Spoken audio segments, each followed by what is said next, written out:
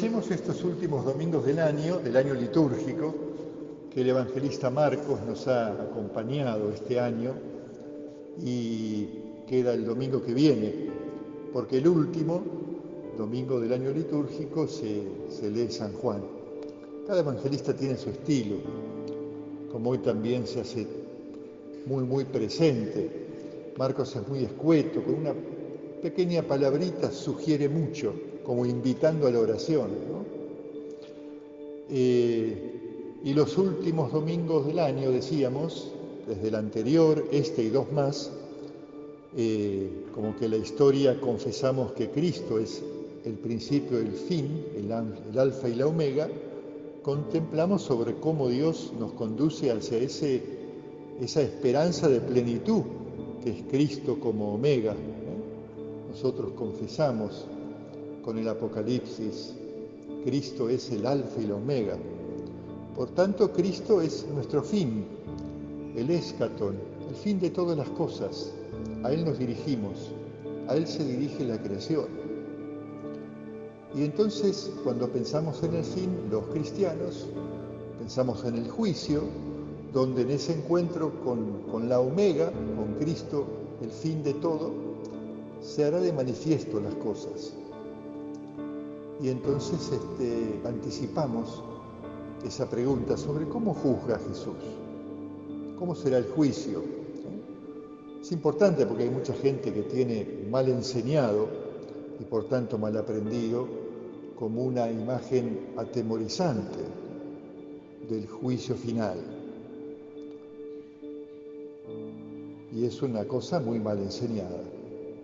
Por ejemplo, San Pablo dice con gran confianza, mi juez es el Señor, cuando no se deja juzgar por otros, cuando lo acusaban hermanos de la misma iglesia o otros fariseos que como él antes lo perseguían, explicaba la Escritura y cuando lo acusaban decía, mi juez es el Señor, con toda confianza.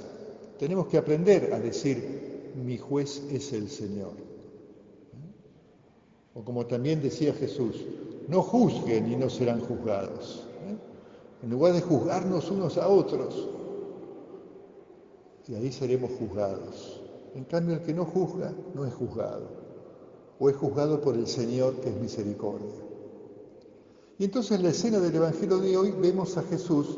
El contexto es importante porque es una escena que acontece antes que venga el desenlace de la entrega, la traición, el Vía Crucis, la muerte de Cristo. El contexto es muy trágico, el desenlace de la vida de Jesús. Y Jesús va al templo y se pone a mirar. Y quiere que sus discípulos aprendan, que aprendamos cómo es que Él juzga. Al final dice, ¿no? Llamó a sus discípulos y les dijo. Entonces, primero observa a los escribas, a los hombres cultos religiosamente, a los que se creen que saben. Y dicen a los discípulos, cuídense de los escribas, cuidémonos de no tener esa levadura en la vida de fe. ¿Cómo la describe Jesús? Les gusta pasearse con largas vestiduras, ser saludados en las plazas, ocupar los primeros puestos. Pero está todo hueco y vacío. Algún día en el juicio del mundo se pone de manifiesto lo que fue la hipocresía de los hombres. Cuando fui hipócrita, cuando hice de cuenta que, pero era falso, era mentira, se verá de manifiesto porque se hará patente eso vacío, que no le puse el amor auténtico, ¿no? Siempre es peligroso ese fariseísmo, ese aparentar, ¿no? Hacer de cuenta que. Pero más importante es que Jesús está buscando darle a sus discípulos una enseñanza entonces de vida y se queda sentado mirando cómo cada uno depositaba su limosna en el templo, en esas grandes fiestas de Jerusalén que duraban una semana, por ejemplo la de Pascua.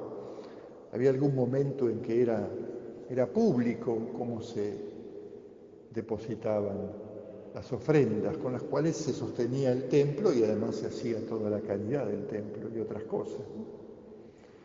Y miraba a Jesús que la mayoría de la gente ponía públicamente algunos grandes sumas, Jesús en silencio, hasta que una pobre viuda pone 2 monedas de cobre y ahí llama a los discípulos y les dice: les aseguro que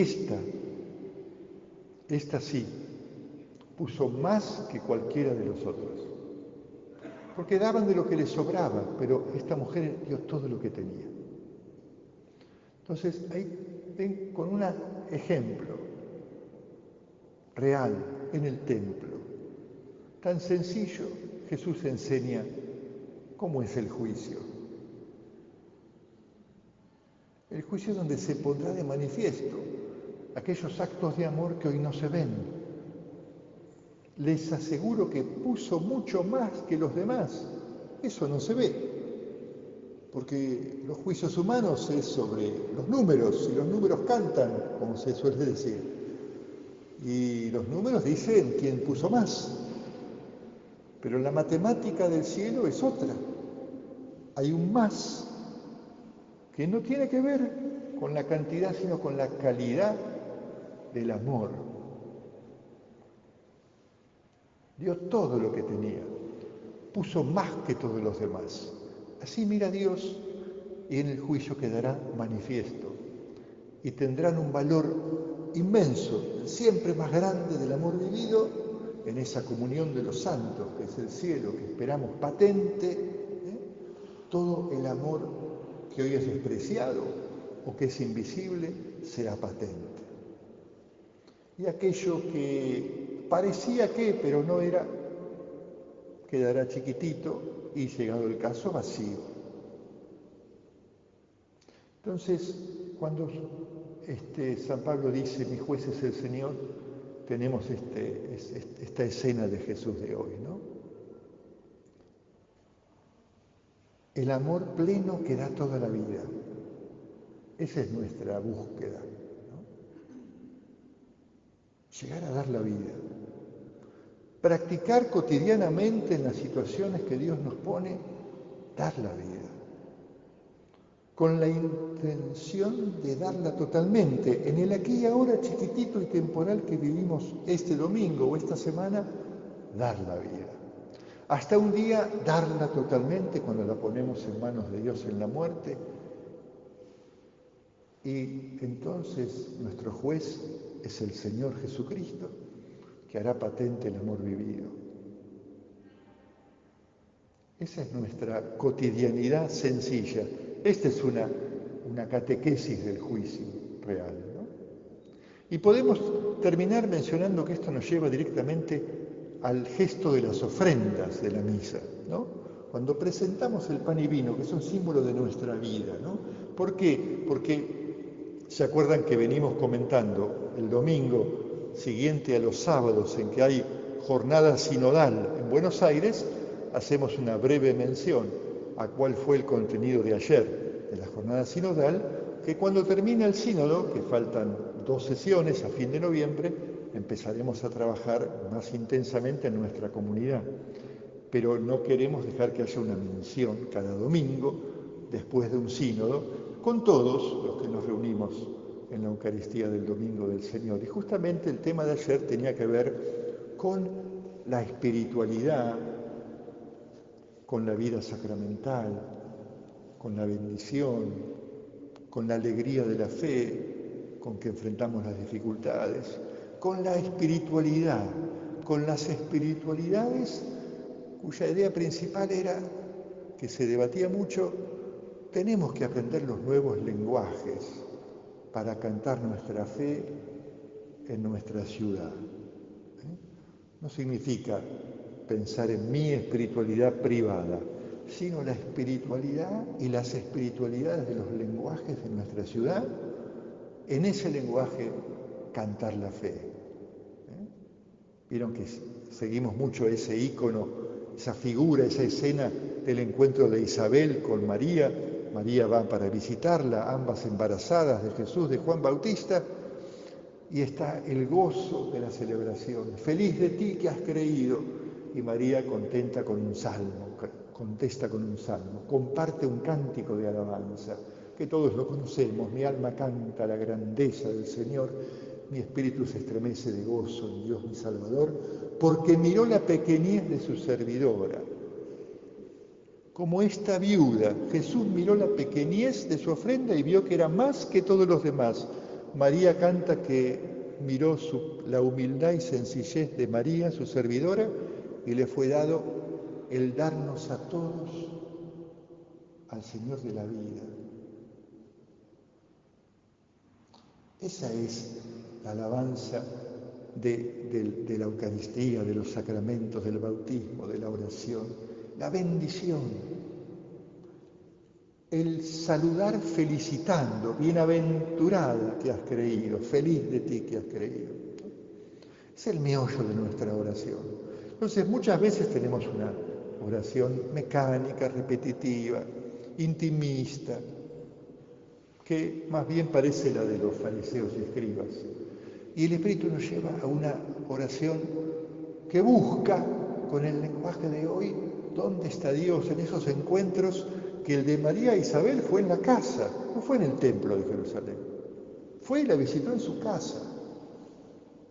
Y así en las casas, en las calles, en las plazas, en las esquinas, si nos encontramos y aprendemos los lenguajes de la ciudad, podremos encontrar ese cántico de Buenos Aires para que la fe impregne todo lo que vivimos.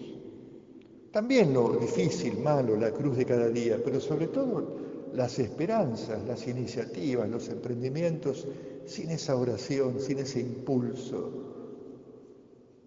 que es cantar la fe, con todos, también en la vida pública. Sobre eso se hablaba ayer. Entonces, esta viuda nos sirve de ejemplo. Y el juicio de Jesús, esta puso todo lo que tenía. De hecho, cuando rezamos en casa, o con el gesto del domingo en la misa, cuando ponemos el pan y vino, simbolizan toda nuestra vida. Y no solamente la de cada uno de los que estamos acá. Traemos la vida de todos con los que la compartimos. Estamos trayendo la vida de la ciudad cuando ofrecemos el pan y vino. Pongamos todo en manos de Jesús.